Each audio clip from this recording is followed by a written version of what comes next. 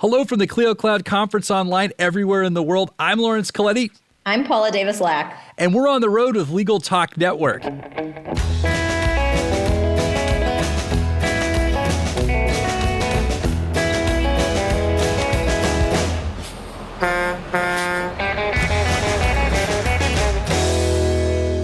And we're back. Thank you so much for joining us on the road. It's a pleasure to be here virtually. And today we got a great guest. We have Paula Davis-Laack. She's the founder and CEO of the Stress and Resilience Institute. She's also a contributor to Forbes. Welcome to the show. Thank you so much, Laurence. I'm so happy to be here. I am too. You know, we're in this virtual world. It's kind of strange not being at a live conference. But if you're going to come to a virtual conference, you might as well come to the Clio Cloud Conference. They do a great job. Absolutely. I'm so excited to speak. Yeah, and as I understand it, you're going to be presenting at a session titled Developing Resilience in Teams. So let's get to it. So just in general terms, give us an overview of your presentation and the subject matter that you'll be talking about. Yeah, so I'm really excited about it. It's one of the newer intersections that I've been exploring when it comes to the topic of resilience. And, resilience is being talked about a lot these days, as your ability to bounce back and deal with challenge, change, and pressure. And we oftentimes think about it as to ourselves. How can we individually become more resilient? And there's a whole science around that. But what's really been interesting for me in my work is to get into the fact that we can start to apply these skills and develop resilience also at the team level. So how do we make our groups and how do we make, sort of the teams that we are on able to bounce back and deal with challenges and change and pressure? Because of course we're all experiencing that right now.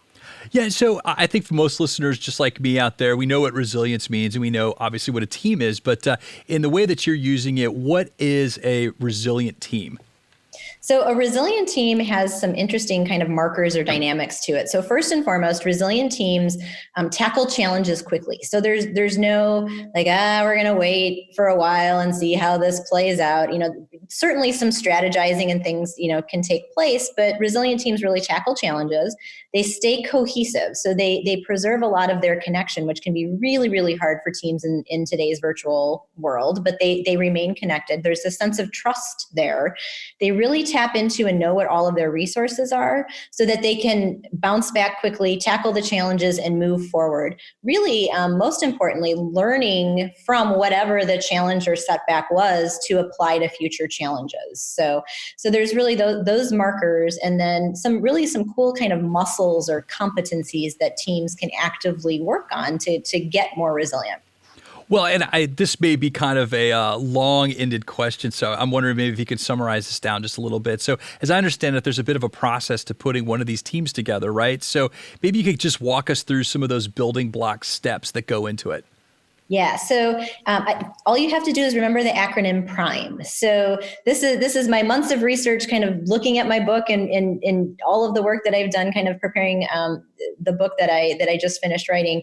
Kind of comes down to just a handful of core competencies, again, that you can think of with the acronym PRIME. So first and foremost, it's developing and building psychological safety. So that's essentially trust at the team level. Prioritizing relationships. So that's the R. The I is impact. So do you as a team know what impact you're having within your organization? Do you talk about the meaning and the impact of your work? The M is mental strength. So we oftentimes don't think about how our thinking can be productive or usually in challenging situations more counterproductive and how that impacts teams. And then the E is all about energy. So that's well-being, stress awareness. How can as a team you kind of gain that sense of energy? Psychological safety. And so obviously I think 2020 sort of highlights the need for a lot of psychological safety. There's a lot of uncertainty in the world today. But as I understand it, this is a big critical component of these resilient teams. So can we delve into psychological safety a little bit and why that's so important to building that right team?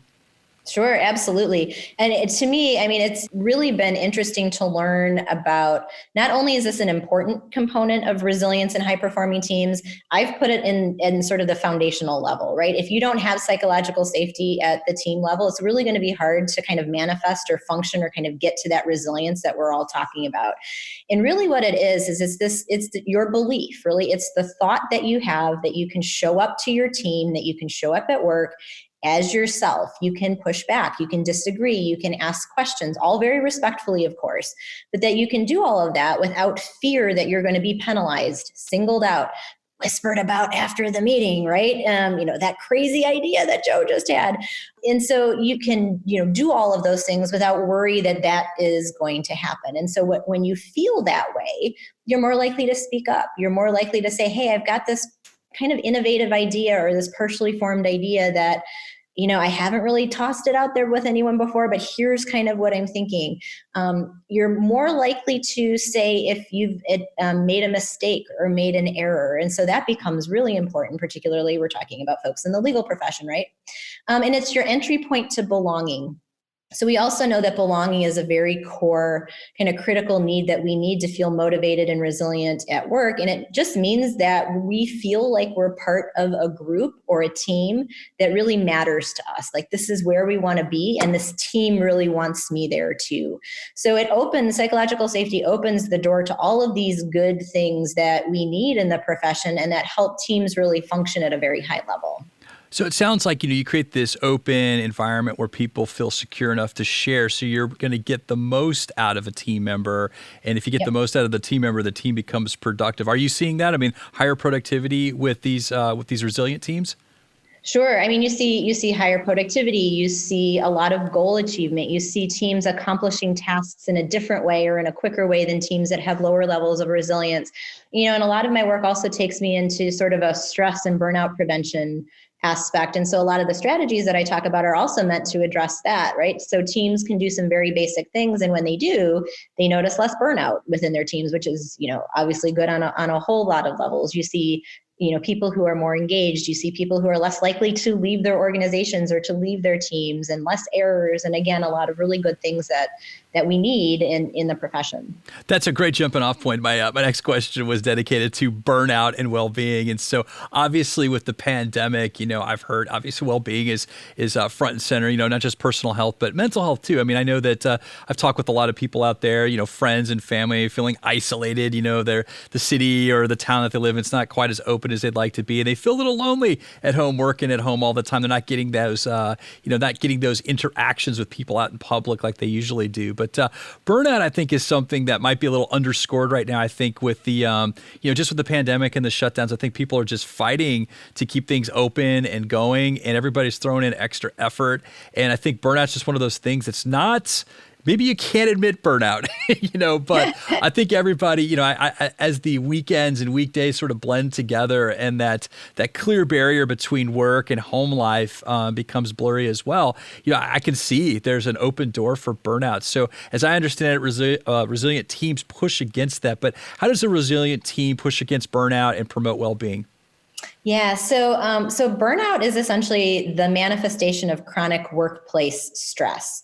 And what happens, and I think where we get the burnout conversation wrong sometimes in organizations, is we look to individuals and we say, well, if you could just get better at managing your stress, then you wouldn't have this problem and you would be fine. And in reality, what we know from the research very clearly is that what causes burnout is oftentimes very much leader and organizational driven. It's values, process, culture, systems that just don't work for the way that people really need and want to work. And so what happens is if you can sort of create kind of the positive culture that we need to see to prevent burnout on your team, it becomes more palatable to organizations, right? Because an organization is thinking like, well, don't make us change at the organizational level. It's kind of creating those positive cultures at the team level becomes much more doable. And then it takes the pressure off of individuals also to feel like, I have to do something myself in order to, or why can't I? Or maybe it's just me. And we know that that's a much smaller piece of the equation. And so kind of focusing at that little microsystem team level becomes a really powerful way to deploy strategies that really can meaningfully prevent burnout at work.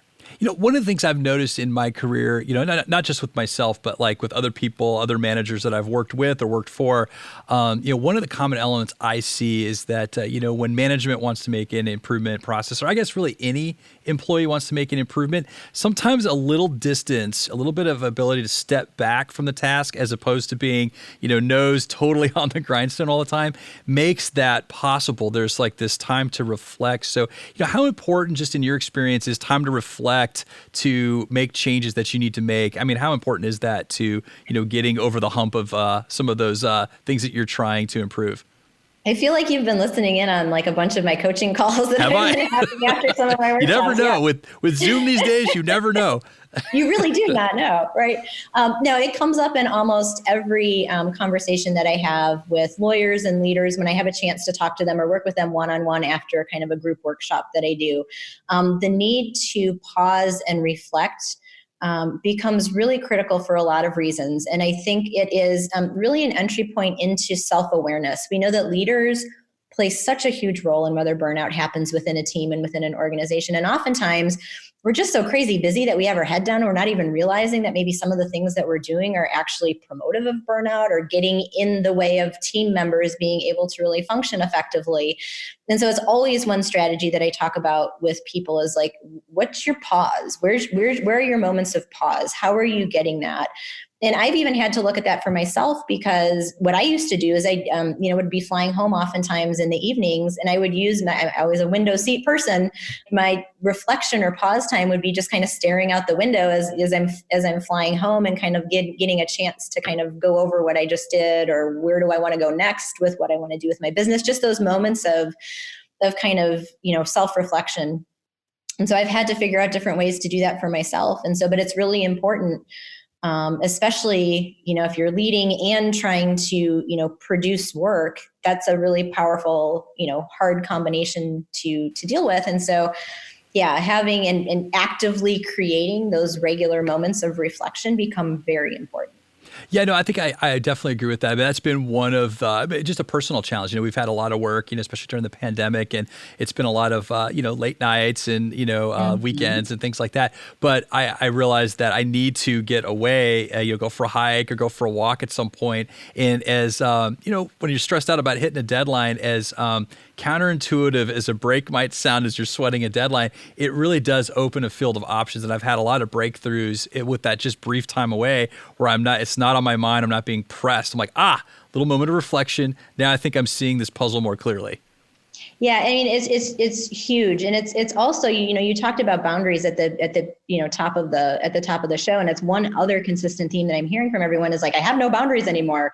It's just like the moments just in the time just flows right on in because I don't have a commute, I don't have in-person meetings or other breaks that would normally break up my day. And so actively needing to put those boundaries back in the moments of taking a walk or taking a hike or having those moments of self-reflection also help to kind of segment the day in a way that makes it seem that you're taking a pause.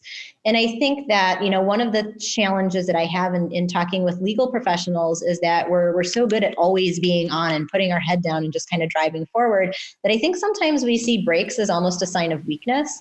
Like we should be able to just put our head down and power through and don't tell me that I, have to stop or what have you. And we start to see breaks as deviations from performance when in reality, they're the thing that's really going to help you to enhance your performance. And there's just scores of research supporting the fact that particularly with stress management and burnout prevention, you have to do them. We're not robots. We have to, and I call them micro breaks just so people don't think I'm talking about like an hour-long thing if you can't do that, but like 5 minutes, 10 minutes, sprinkled in here and there adds up, and it becomes really, really important for our stress management and our mental health. Well, one last question for you about communication. And so I know that, we were pretty remote even before the pandemic started with a lot of our employees. And so just in different sides of the country having to stay in sync. But we did have a significant portion of our team from Denver, go off and be remote. They were in our kind of main facility office, and now everybody's working at home. And so, just to make sure that we're not miscuing things and messing up and and talking past each other. Communication's been really important. We've upped the frequency of our meetings just to make sure that we're on task and everybody's kind of working in sync. But you talk about with these resilient teams the importance of high quality connections, and so I think that has something to do with communication. So maybe if you could give us a definition to what a high quality connection is, and then put it in front of a resilient team, and why is that so important to that resilient team? Yeah. So first and foremost, one of the benchmarks of resilience at any level, or thriving, or happiness, or well-being, any of these good things that we're talking about that we need and want, it's hard to get there without having strong relationships and a strong, measure of support. We need to have people that we can rely on and tap into and draw on when the going gets tough, and that's really critical for teams as well. There's a whole science around what makes a connection high quality, right? As opposed to low quality or just your basic everyday connection. Or just medium quality contact, just like run of the road contact, no problem. So we want to go higher than medium. Yeah, we're going high quality here. But it's being respectful with each other. It's engaging with each other. It's each person in the relationship wanting the best and actively pursuing the best for that other person. There's a sense of interpersonal trust, which is formed very much when I can predict your behavior. I know how you're going to act. I know what you're going to say. And if you're going to act differently than I know you to be, you're going to give me a heads up about it. So that becomes important. And then the research also talks about, the research calls it play, and I just call it, ease. There's an ease about the relationship. I can show up as myself. I don't have to change who I am to be part of a high quality connection or a high quality relationship. And there's a lightness about it. We can have fun. There's positive emotions. We can joke, and there's that ease about the relationship. So it's kind of that cluster of traits that we know go into making a connection high quality. Well, we've reached the end of the road for this episode, but I want to thank you, Paula, for stopping by and chatting with us. Thank you so much. Oh, you're so welcome. Thank you. And also, thank you to our listeners for tuning in. If you like what you heard, please rate and leave us a review in your favorite podcasting app. We'll see you next time for another episode of On the Road with Legal Talk Network. If you'd like more information about what you've heard today, please visit LegalTalkNetwork.com. Subscribe via iTunes and RSS. Find us on Twitter and Facebook, or download our free Legal Talk Network app in Google Play and iTunes. The views expressed by the participants of this program are their own and do not represent the views of, nor are they endorsed by, Legal Talk Network, its officers, directors, employees, agents, representatives, shareholders, and subsidiaries. None of the content should be considered legal advice. As always, consult a lawyer.